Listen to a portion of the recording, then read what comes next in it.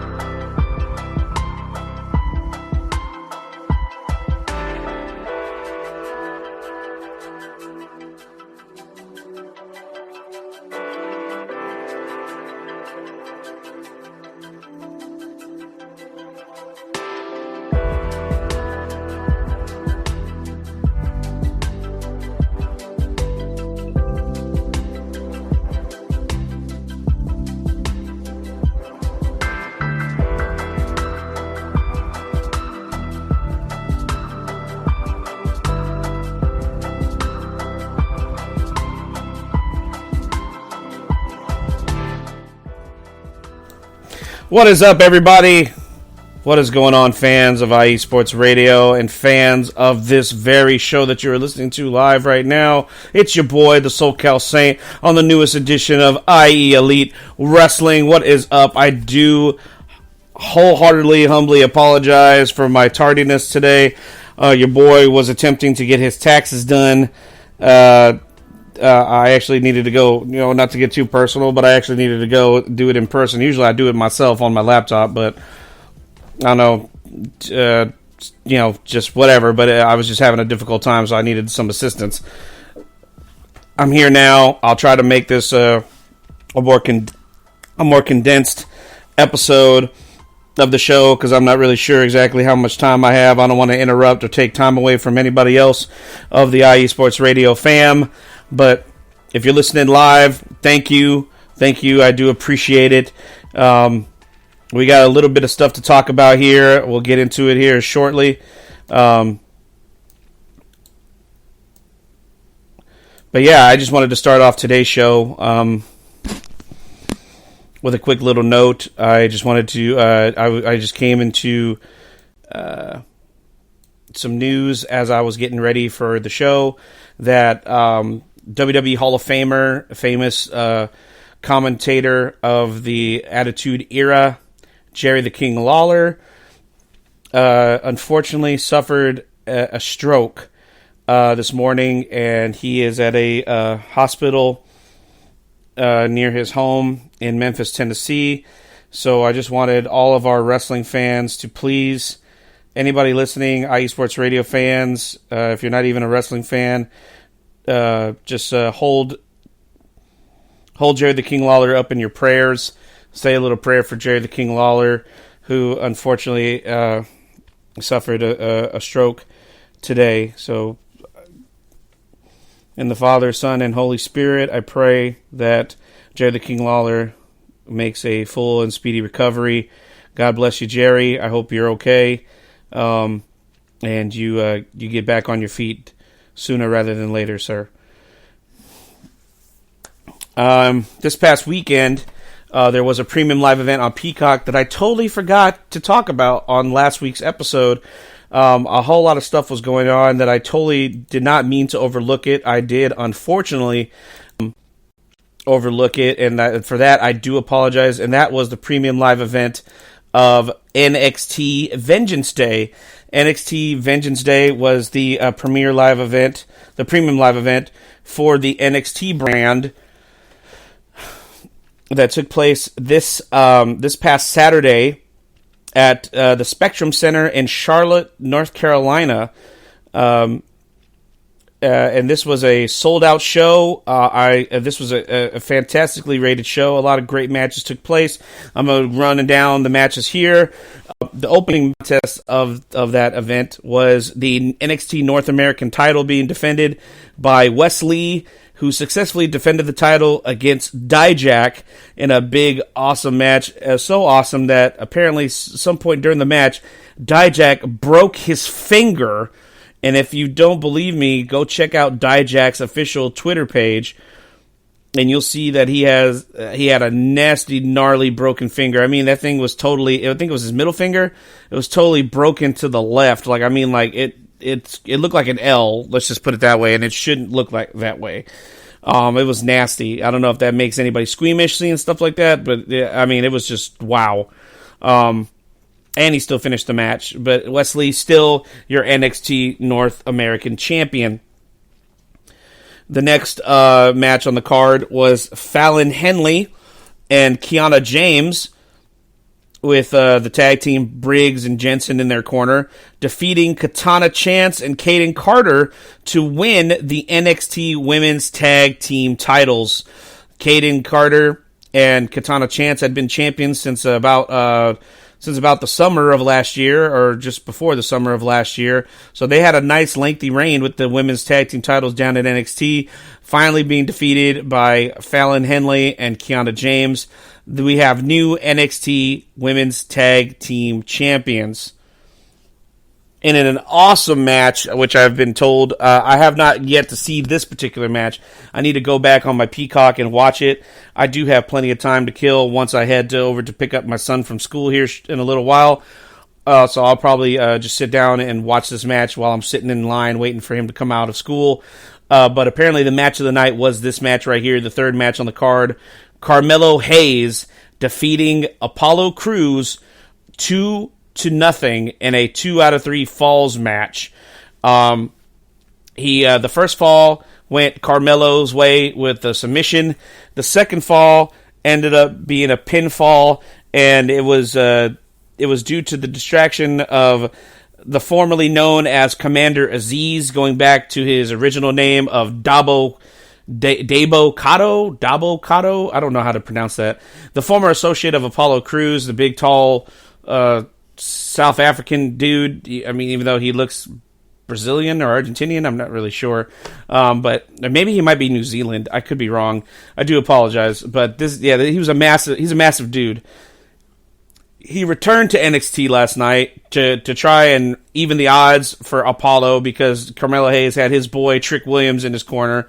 This actually distracted Apollo, and that's where Apollo ended up falling 2-0, and Carmelo Hayes ended up becoming the winner.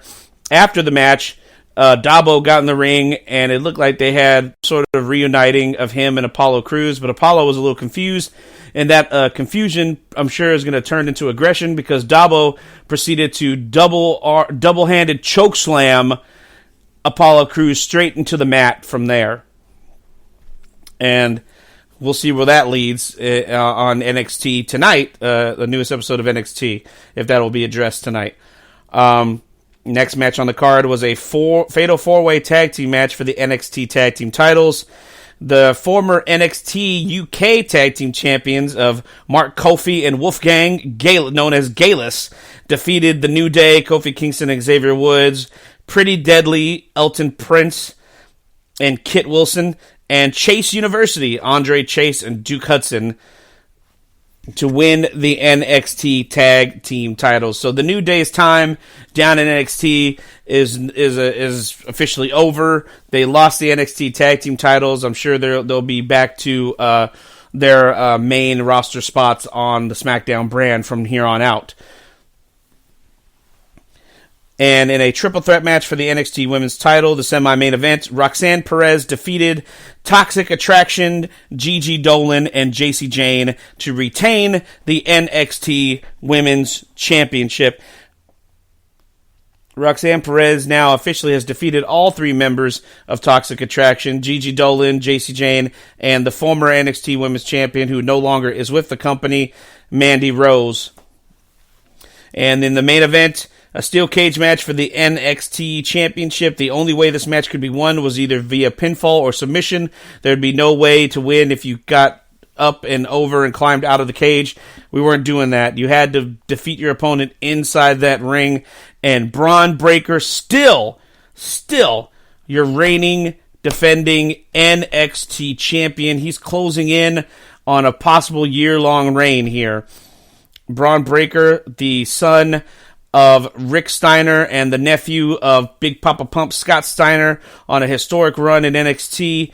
Grayson Waller and him had a hell of a match, but unfortunately it was not Grayson Waller's time. Braun Breaker still the man, still your reigning, defending NXT champion. And fans are eager to see what the next NXT event is going to be. Look no further. That's going to be live. I do have the date here set. The next NXT Premium Live event will not be until the weekend of WrestleMania, so it's a couple months away from now. It will be Saturday, April 1st, live from the Crypto.com Arena in Los Angeles, California. NXT Stand and Deliver. And that's actually going to be taking place the same exact day as WrestleMania Night 1. So NXT Stand and Deliver is going to be an afternoon show, because the start time there is going to be 1 p.m. Eastern Standard Time, which would be 12 p.m. Central Time here, which would be 10 a.m. Central Standard Time in California. So this show is going to be a morning show out in California, if I have that correct. Yes, because there's a 2-hour difference between California and here, and Texas, I mean. And then only a 1-hour difference between Texas and Eastern Standard Time. So, there are no matches as of yet that have been announced. I will say this, I'm going to make a bold prediction based on how this event went. I feel as though the main event for the show at NXT Stand and Deliver, if it isn't, I don't know why, because I believe it needs to happen now, especially with the run that both men have been having in NXT. It needs to be Braun Breaker defending the NXT Championship against Carmelo Hayes. And another bold prediction I'm going to make here, Carmelo Hayes needs to win the NXT title. I don't want to see Braun Breaker hit his year-long mark as champion. I don't feel like, I mean, he's already had one of the longest reigns in NXT history, but I don't think it needs to be a year-long reign. I feel like both men have had such a tremendous reign and a tremendous push, both Carmelo being the workhorse of NXT with his long reign as NXT North American champion, his 2 reigns as North American champion, and Braun Breaker with his second, this is his second reign, so his 2 reigns as NXT champion as well. Braun Breaker and Carmelo Hayes are really, I would say, the faces of this new version of NXT that we got over the last couple years. So I feel as though it needs to happen, because these two have never really crossed paths with each other. Because while Braun's been, wrecking the main event scene, Carmelo's been holding it down in the mid-card. But I feel like his performances, his talent, it's time for him to shine in the main event, and NXT Stand and Deliver is where it should happen. So that's my bold prediction for NXT's next premium live event, NXT Stand and Deliver, coming to you live from the Crypto.com Arena in Los Angeles, California, Saturday, April 1st, the few hours before WrestleMania Night 1, which is also coming to you live in Los Angeles, California at SoFi Stadium. So just wanted to throw that out there. That's my bold prediction for NXT Stand and Deliver. And some other news that just came through today, officially made by WWE. If you fans are interested in taking a trip to the Motor City, yes, I'm talking about Detroit, Michigan, Saturday, August 5th, at Ford Field, which was the home of WWE's WrestleMania 23, which of course was the host of the classic Battle of the Billionaires between Umaga and Bobby Lashley, the WWE Championship match between John Cena and Shawn Michaels, and of course the World Heavyweight title match between Batista and The Undertaker. WWE's coming back to Ford Field for SummerSlam, made official today on WWE's website here in this press release I'm reading now. It was first reported by the Detroit News that Ford Field will host SummerSlam Saturday, August 5th. And this will be the first SummerSlam, the first of WWE event, actually, that's been held at Ford Field since that WrestleMania back in 2007. It's 2023 now, guys, and this is the first time WWE's been back there since 2007. And this will actually mark the first SummerSlam to take place in the state of Michigan since 1993. So 20 years have gone by since SummerSlam has been in Michigan. So WWE coming back to Ford Field. It's going to be a huge event. I'm sure WWE is going to hit another huge sellout. Tickets go on sale for SummerSlam Friday, April 14th. So a couple weeks after WrestleMania is when tickets go on sale for SummerSlam. You can actually log in at www.com/SummerSlam 2023-presale-registration if you want to get some presale opportunities to get a jump on anybody else that's trying to get tickets to SummerSlam. And if you're wanting to make the trip like a lot of people do for the big events, just like WrestleMania, WWE is going to be selling travel packages as well. You just have to go to www.com and check out the link for SummerSlam and in their live event section. So check that out, guys. WrestleMania is upon us, and now they're already planning another big, huge SummerSlam. That's going to be great. Coming to you live, the home of the Detroit Lions, Ford Field, Detroit, Michigan, August 5th, Saturday. And anybody that's listening to me live here locally, this is your boy, the SoCal Saint here in Fort Worth, Texas. WWE does have tickets on sale.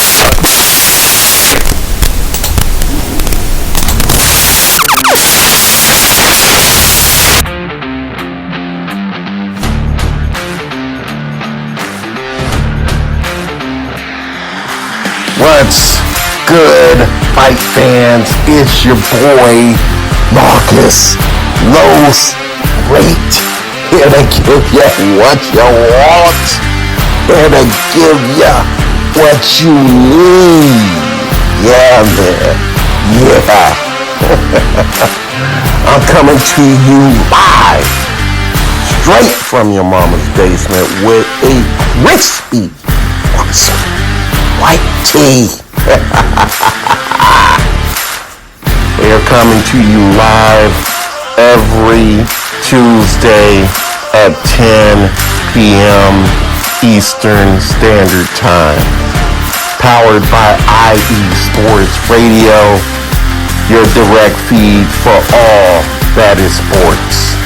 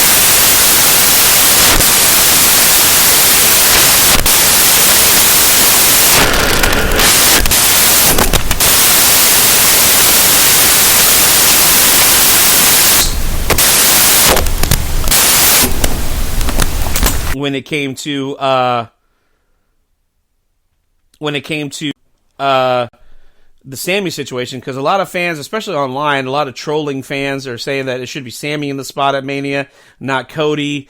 Like, they feel like Cody was going to start receiving a backlash, but Cody actually, instead of ignoring the chants and ignoring what was going on with Sammy, he addressed it, which was fucking smart on WWE's part. And you know what?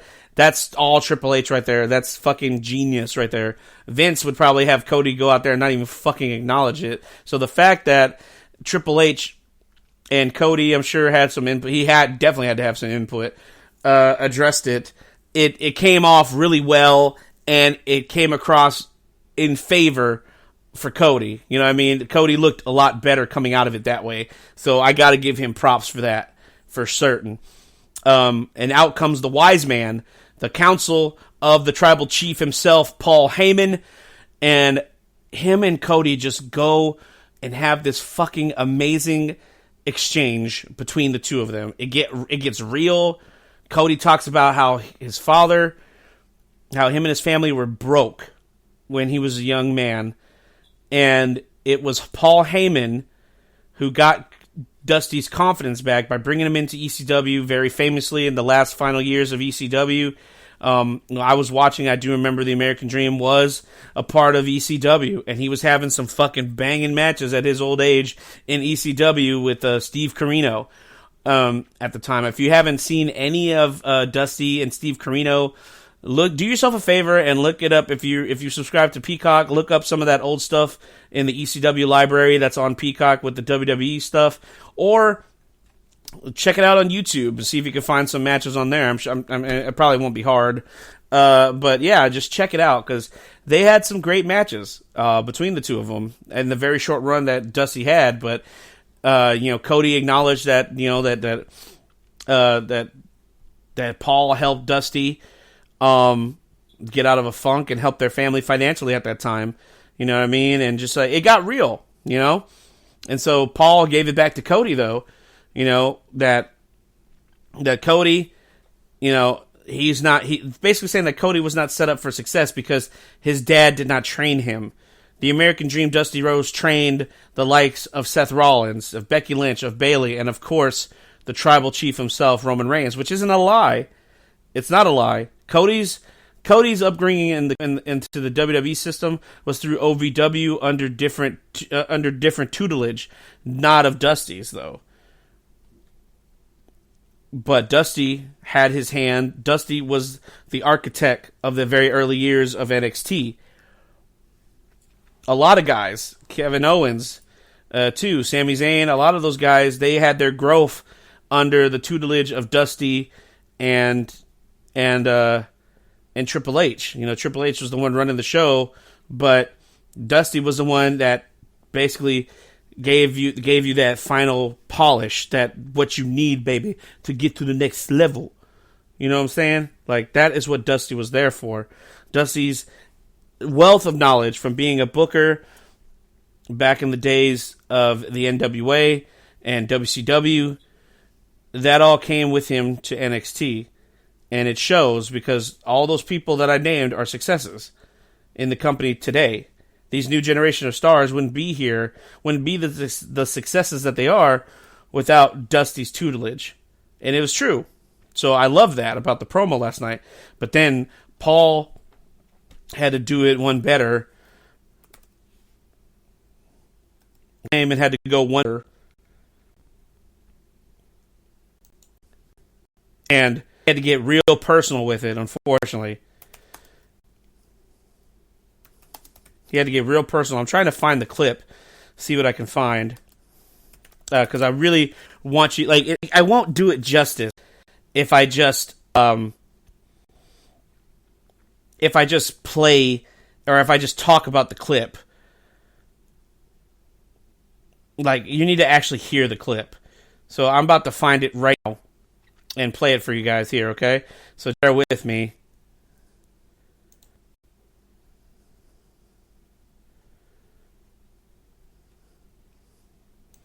I think I found the clip, guys. So, okay.